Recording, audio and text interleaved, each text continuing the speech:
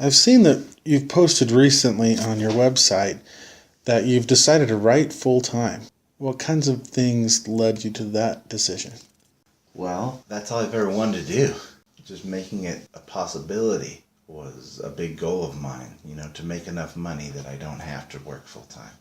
And, we're not always there. The books sell really well when they first come out and it slows down, but we've kind of learned the way that Amazon works. We've learned the way that the book market is right now. And my wife and I, we sat down together and we said, I'm writing the 5th book and I want to finish it by October. I want to put it out. And there was no way I was going to get it done with my full-time job. I've just been doing it now for a couple weeks, but I've got so much done. And to be able to wake up and sit down at my computer and start writing, and it's not 6 o'clock at night, I'm done working and I've been at my computer for all day and I don't feel like being there. It's just really refreshing. So, Trevor, do you have any advice for those aspiring authors out there? Yeah, finish your book. If you have an idea for one and you get excited about it, write it. If it interests you and you're excited, you want to be a writer, then that's the first thing you got to do. Once you've made that first hurdle and you've written it, that's the biggest step. If you've done that and you've written a novel, then the next step is, would you be proud in 20 years to have people say that they've read it? If you don't have money, as I certainly didn't, then you're going to depend on those close personal relationships, those people to read it and edit it for you. And, if you can get that far, then there's a market for you. If you're aspiring to it, do it.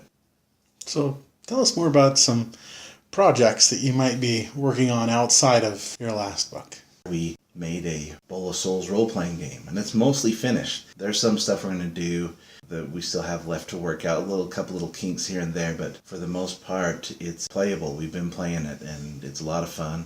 And you get the chance to play all the different kind of characters in the series, from bonding wizards to spirit magic wielders to elves, dwarves, gnomes. So it's exciting. And then after that, we've got more books coming. The next book that I'm going to be working on is called Tara Woodblade, and it follows a character whose name is Tara Woodblade. She grew up around the city of Pinewood, and she's a tracker. She's a woods person, and she is a guide. That's how she makes her living, is guiding people who are journeying through the Tinny Woods, through the more dangerous parts of Dramaldria. And in order to seem menacing and seem like somebody that is tough, she's crafted herself a suit of moonrat armor made out of moonrat skin to make herself seem more imposing. Her tale will bridge the gap between the Bowl of Souls series and the next series. I'm excited to tell it. She's a great character, and I think you'll like her. What are your ambitions for your writing career? Well, I would say that my ambitions are just to be able to continue to write full-time, to be able to provide for my family with my books. I'd like to one day, have them made into movies, to have multiple series out, have them in bookstores and have them available. Those kind of things I've always aspired to. Just be known as an author, to hit the New York Times bestseller list would be cool, but I don't know if that's necessary as long as it's providing for my family and I'm able to continually write books that my readers like. Those are the main things. Which writers inspire you? The writers that inspire me, I would have to say Terry Brooks. Robert Jordan's an interesting one just because he really inspires me with certain things he does, but also I learned a lot of things not to do from Robert Jordan. He let himself get carried away. His series got out of hand, and he fell in love with too much of the detail. It made it difficult to read his later books, but I've always admired his ability to pull in plot twists, the depth of his world and all of that. And I enjoyed his stories, especially the first 5 books are really good. I'm inspired by R.A. Salvatore and his amazing talent at writing fight scenes. Brandon Sanderson came onto the marketplace, and his Mistborn books were really kind of groundbreaking in that, it was completely new fantasy world, and a new kind of magic system. So it's hard to come up with a completely new idea anymore, and Brandon Sanderson did that. What has drawn you to writing this genre? With fantasy novels, you can create a world of any type with any kind of creature, any kind of magic, any kind of ability. You're really only limited by what you can dream up. When you write a book based in our world, the rules are already in place. It's kind of liberating to be creator of a place and everything is something you came up with. I just find it appealing. Which actors or actresses would you like to see playing the lead characters for your series? Well, I've thought about it quite a bit off and on. I would think that Dustan would have to be played by either an unknown or an up-and-coming actor. And it would be kind of a demanding role because they'd have to start out kind of wimpy and then later on as the movies go on get more and more buff and all that stuff. The actor that I keep thinking of the most, or the character, would be Yuzad Vril, who would play the villain. And I've thought David Tennant would be a great Yuzad Vril. Alan Cumming would be good Yuzad Vril. To have Nathan Fillion as a character would be awesome. To have... Probably more of my fanboy comes out in me when I think about that. What was the hardest thing about writing book 5? I would say the hardest thing about the 5th book was just tying it all together. I had so many threads out there from the 4 books, so many things that I had brought up, ideas and concepts I had thought up that needed to come to fruition. Every chapter in book 5 has multiple reveals in it, little things that I've hinted or alluded to or explained.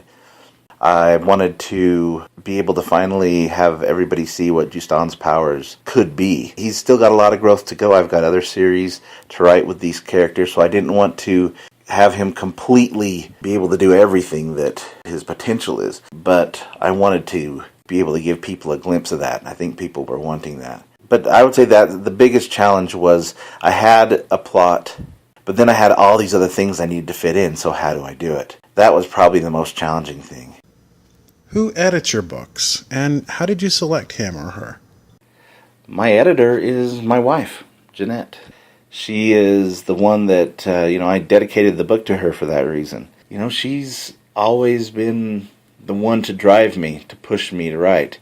Even all those years when I just couldn't find a publisher and I was frustrated and I went times without writing at all for... At one point, there was like a 2-year gap where I didn't even write. It was just a frustrating time, but she was the one that always pushed me to get back into it. She's the one that makes me better. And then my dad helps. After my wife goes over the chapters, my dad reads them. He's got a different personality type, and he finds little things, and he has little logical conundrums that I have to fix and stuff. In that way, it's kind of a group effort, but my wife's my first editor. Tell us about the covers for your books and how that came about. Every book cover has its own individual story. The first book cover went through several different iterations. When I first put the book out on a whim in May of 2012, I didn't have a cover. I had the story, I had the book, but didn't have a cover for it.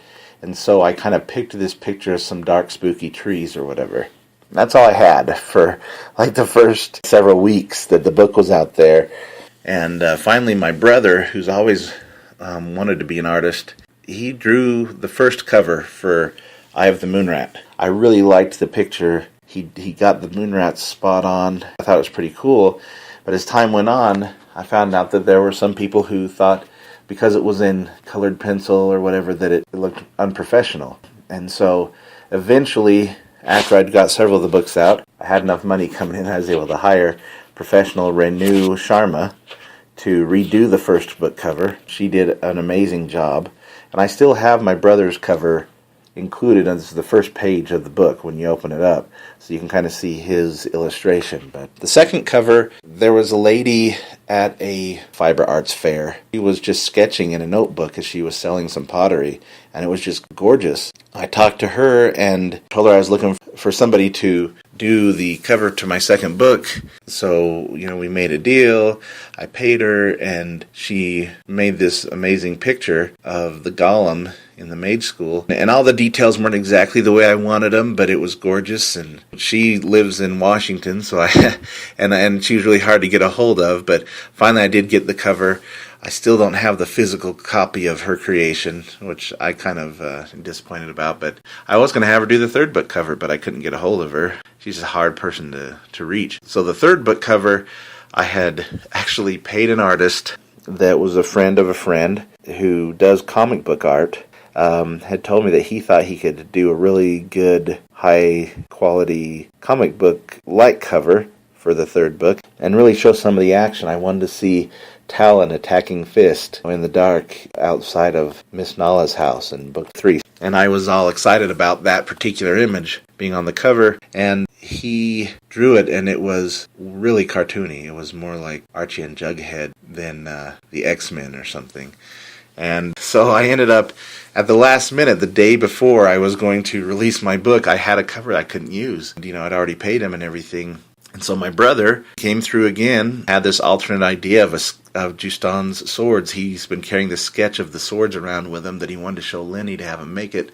And so finally that came about. And then, Renu Sharma did my last 2 books, book 4 and 5. The 4th book, we were having difficulty finding the particular poses and stuff that she wanted to use on the cover. And actually my brother was going to film school, and he had an art department there and some people with high quality cameras, so they took a picture of actually my brother sitting in a chair as Uzad Vril with 2 other students with their hands on his shoulders to represent Talon and Melinda, and Renu turned it into that gorgeous cover for book 4. And book 5 I always kind of knew that I wanted just to kind of recall back to book 1, to have the Moonrats in the forest, but this time actually show the mother of the Moonrats among them. Do you think that the cover of a book plays an important role in the buying process? I think that the covers are very important. On Amazon, there's just a lot of competition. There's 1 million books out there by 1 million authors. I'm an unknown to most people.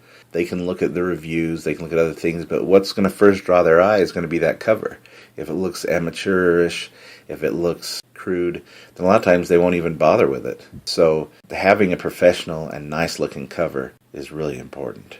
They really represent the book, and people aren't going to look in it if they don't like what the outside looks like. What would you say are the main advantages or disadvantages of self-publishing? The advantages to having a true publisher would be that you have your own marketing department. The publisher gets your books into stores. They get you speaking gigs. They broaden your audience. The disadvantages are that they're slow moving. They're going to put out your books on a certain schedule, get paid at a slower pace. If a publisher wanted to pick up my 5 books now, it may be 5 years before the general public gets to read the 5th book. So it would be kind of frustrating. But that's one of the advantages. I can finish the book, like on book 5. I finished the book on a Friday.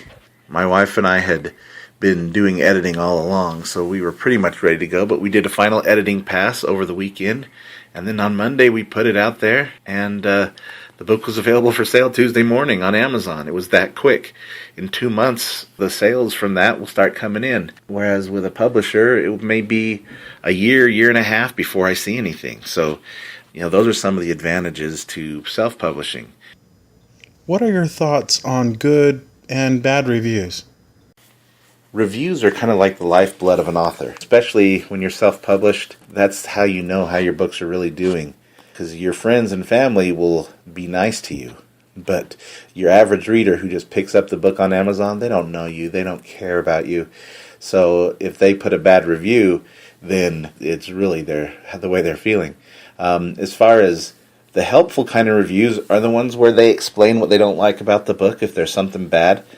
I've been fortunate that the majority of my reviews have been positive, but whenever there's a bad one, I always end up overanalyzing it. A bad review, if it's well thought out, if they explain themselves and what they're frustrated about, and they have a point, then that tells me something. But if it's a bad review and they just say this book was terrible, well, that didn't really help. So for an author, I think bad reviews can be good as long as they're well thought out. Just a one-star rating doesn't help anything. And a good review that really tells what they love, that drives me. That keeps me going all day. If a new person puts a review that I don't know, and they tell me that about their favorite part of the book in the review, or they talk about the character that they love, or a situation in the book, the surprise that got them, that made them love it, those are the kind of things that really drive me. Have you ever been interviewed by local press or radio for your book? I was interviewed by a local news station a while back, and it was on at a time of night. I don't think anybody ever saw it. It was on their website for a while. And actually, funny enough, the reporter that interviewed me ended up reading my book and had her family read my book and her parents. I had 8 readers. Most of them came from her family members from the interview that she did with me, which is really cool. But it's not a commonplace thing. I'm still relatively unknown. I haven't done a whole lot of interviews. Trevor, thank you for spending this time with us today. I thoroughly enjoyed our conversation, and I really believe that our listeners would feel the same way. In closing, is there any other words that you would like to share with those listening to our program today? Let me just say that if you've read my books, just know that I love you. I am so glad that you've stuck with me long enough to read them. And, I love to hear from you. Please join the Facebook page. Visit my website. Send me a message. Tell me how you feel. Tell me what characters you like. I'm always happy to interact with my readers out there. Please spread the word. If you enjoy the books, tell your friends. Every new reader we get, we can use. I'm still working at it, and I'll bring you more to read, I promise.